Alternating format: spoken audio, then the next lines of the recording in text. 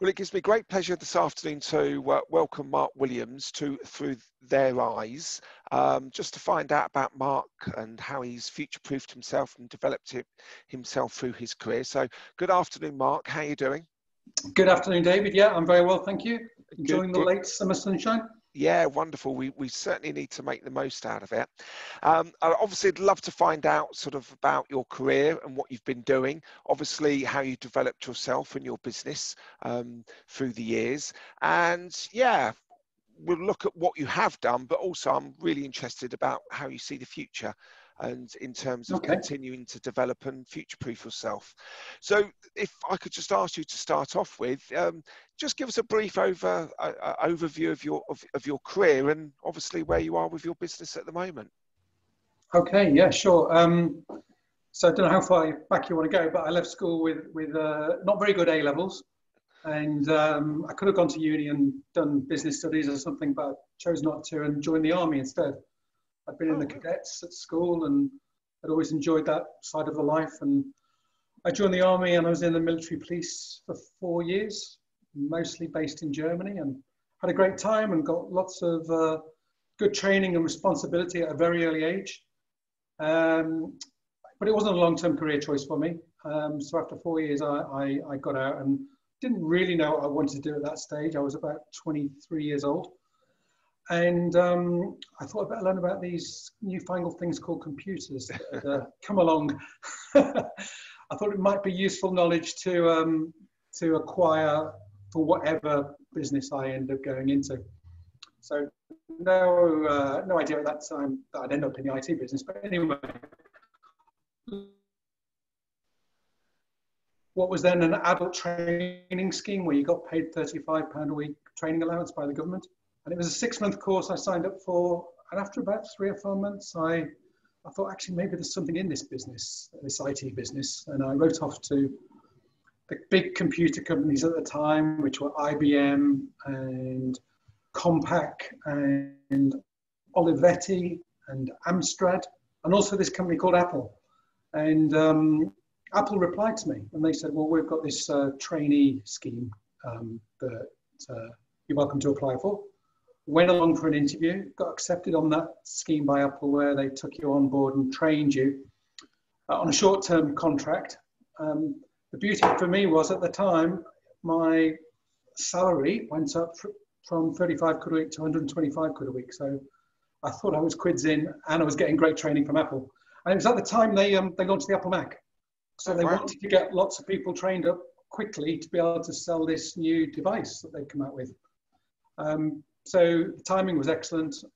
Got trained by Apple, got placed to work with 4 different resellers of theirs at the time, just to get some work experience, which was great. Then back for some more training for a long weekend. And then they said, did you like any of those companies you worked for? And I said, well, I liked the one that was in Bishopsgate by Liverpool Street Station in the city. And they said, well, that's good because they want to offer you a job. So that was my first into the IT business. And I worked for a great company for 3.5 years. It was at the time of Big Bang in the city with financial deregulation. So selling computers at that time was quite a cushy number to be in. Yeah. And, you know, made some good money and most of all had a great time and worked with some great people and learned a hell of a lot. After about 3.5 years, the company got acquired, as successful companies do. Yes. And a bunch of us decided to move on, not because we'd fallen out with the new people, just for a change, to do something different. And I went off to work with a small software startup. I was sales director. It was a company of about 15 people. They had a fantastic product, and my job was going all around Europe promoting the product to the distribution channel around Europe. It was great. It was really good fun. Again, lots of really good experience. But then the 1991 recession hit. Those of you that are old enough to remember that will know that it was pretty severe. Mortgage rates went up to about 16%. Most people were in negative equity, or most people that had a mortgage were in negative equity at the time. And the banks didn't want to lend money to anybody. And our business at the time as a software startup. The UK banks in particular were fairly narrow-minded Yeah. at that stage, and they, with about 6 weeks before we could actually formally launch the product, they foreclosed on the business. And a bunch of the senior people, myself included, we hadn't paid ourselves for a few months because we were just hanging on and hanging on. So we found ourselves out of a job with no money. Yeah. So a mate of mine said, why don't you just come back and sell Apple Macs again? And I said, well, been there, done that, don't really want to do it. But after about 6 weeks of eating baked beans, I thought, actually, it's probably an offer I can't refuse. Yeah. And I got back into doing that. Worked for a company in a city for another 4 years before I decided to found my own company, Pensar, which is now 24 years old. And congratulations. Been running since 1996 in various guises. Yeah. Okay. That's wonderful. So obviously all that learning with Apple and etc. And going through that process, have you always been very conscious of making sure that you are self-developing and developing your skills? Well, there's an old adage, isn't it, that you learn something every day, and I'm a real firm believer on that. You know, whether it's learning something professionally or, you know, in your personal life or whatever it may be. And I've always sort of run with that, so that every day you can learn something and you can develop in some way, you know? Yeah. I think once I got into IT, and especially once I got into running my own business, I realized that I needed to keep up. You get very busy and your learning can slip, but IT is such a business that unless you keep yourself up to date, you get very out of date very quickly. Yeah, incredibly. So not only just on a technical side of things. So in the early days of the business, you know, I was doing a lot of the tech work myself, but gradually sort of employed people and delegated the tech work out. But then I realized that I needed to know how to run a business. So whilst I could do the tech and I could do a certain amount of sales, I had no idea about finance and strategy and how to run a business and develop and put into place business plans and marketing plans and all the rest that goes with it. So, you know, I had to learn that on the go, basically. Yeah, that's amazing. And also, you've obviously made that transition from sales at some stage into being more technical. Was that a conscious effort? That was something where the previous company I worked for, they sort of lost their way. They were, I don't know, they were about 50 people in the company, and they employed teams of technicians, but they didn't, in my view, make enough investment in those technical staff. So much so that I was a sales manager in that company, but I actually knew more technically than a lot of the technicians. Right.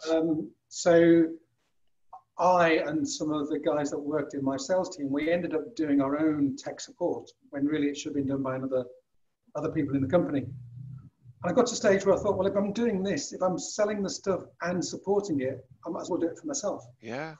So and really, that was really the impetus. So really, that was a benefit. Starting Pensar. Yeah. So really, that was a benefit that actually happened to you then. Yeah, I think it was. You know, and I developed those technical skills.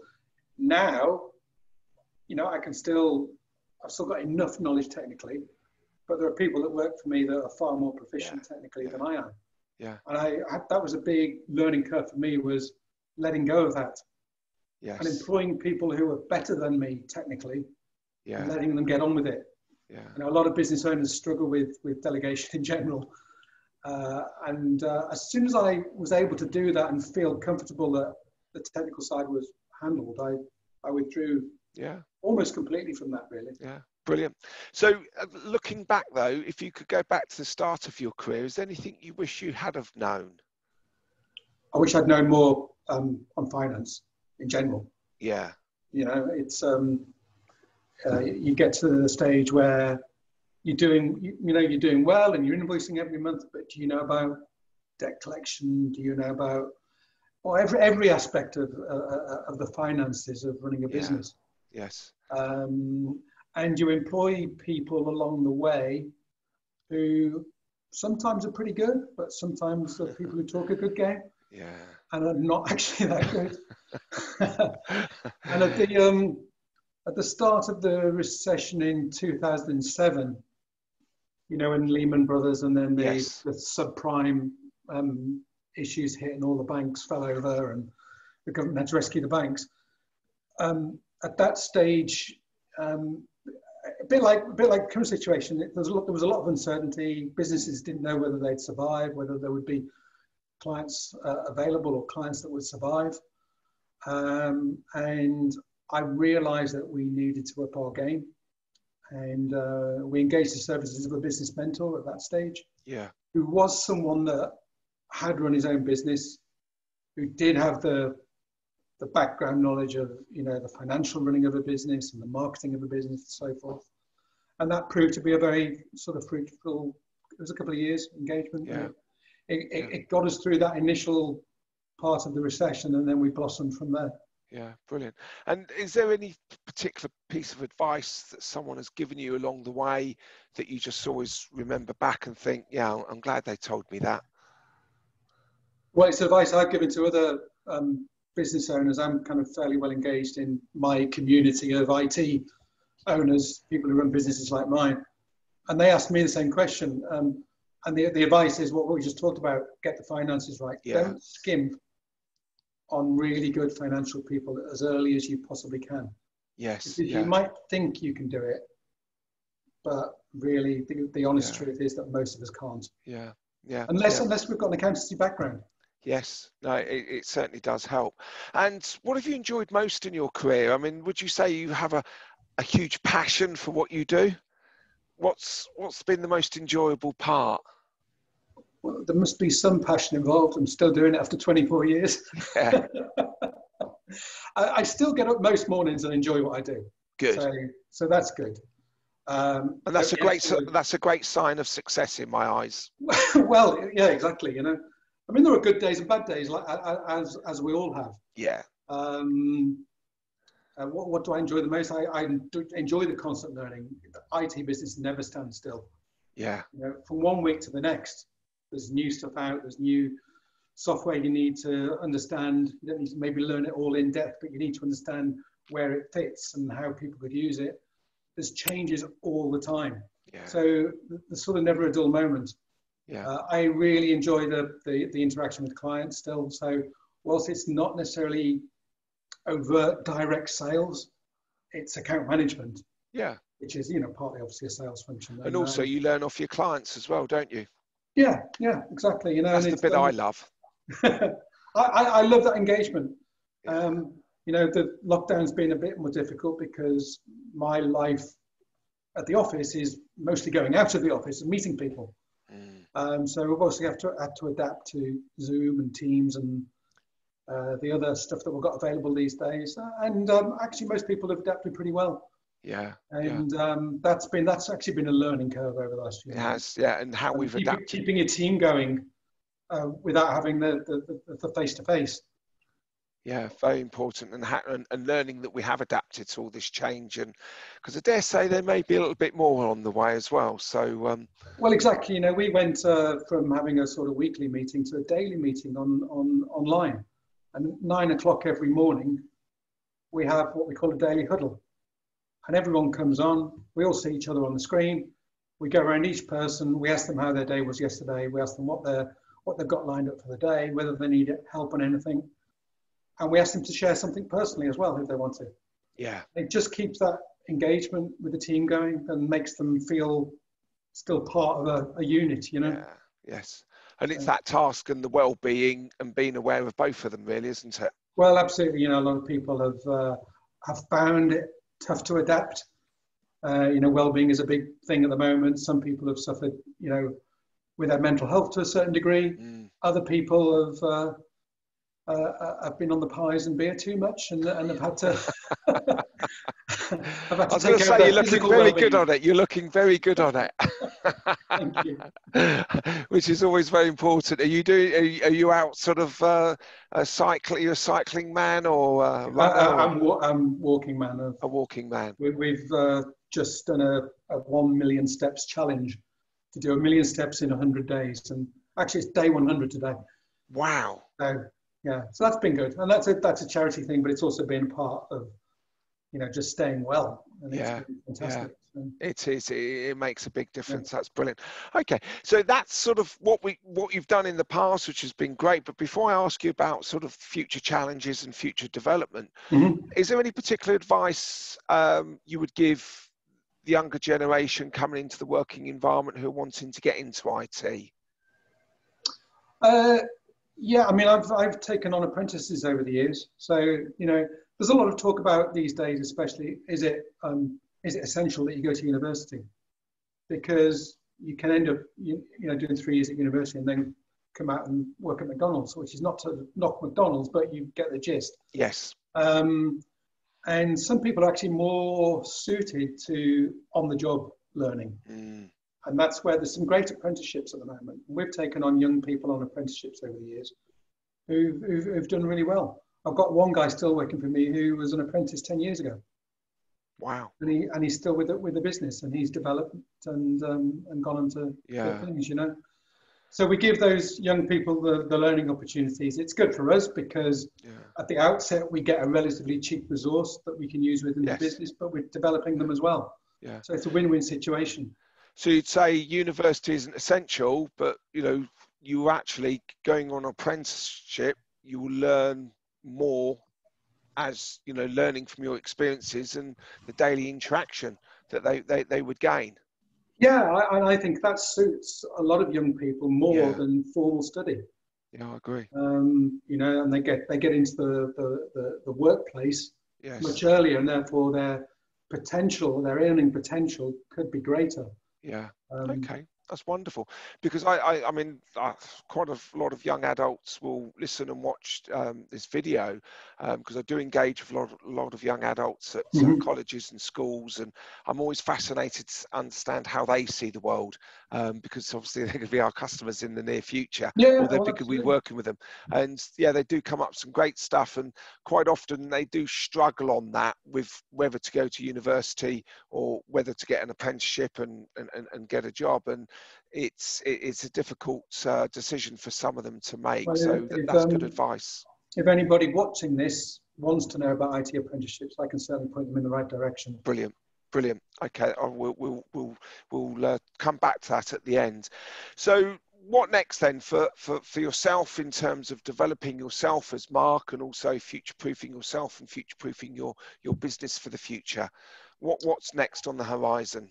So I have been for a number of years now and carrying on a member of a couple of peer groups.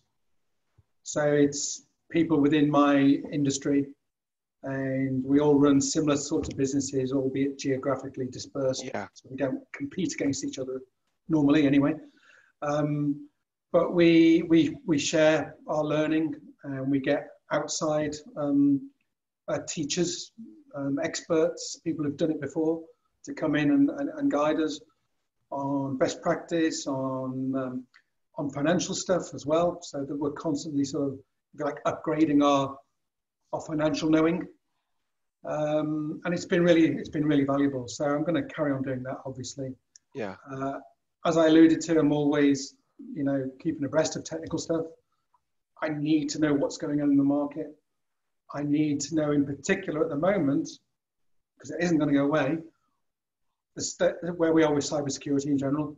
Yes. It's a burning issue for lots of us, and it's moving so quickly. And businesses and consumers are really suffering, especially since lockdown. Actually, there's been a lot more cyber attacks than even last year. Gosh, so we need to constantly protect our clients, but we can only give the best advice if we know the dangers ourselves. Yeah. And that is a constant learning process. Yeah. Brilliant. Okay, that's absolutely wonderful. So thank you very much for that. That's a really great insight to your career and the future. And if anybody is interested in what Mark said about with regards to apprenticeships, if you're watching this on the YouTube channel, we'll put a link on Mark's email address. We'll put his details there. And if anyone is listening to this on the podcast, Mark, could you just sort of shout out your email address? Easiest if it's just hello@pensar, that's pensar.co.uk. hello@pensar.co.uk. Brilliant. Okay. Well, thank you very much for that. And thank you for your time. And I look forward to seeing you again soon. That's great. Thanks, David. Right, Good to brilliant. speak. Thank you.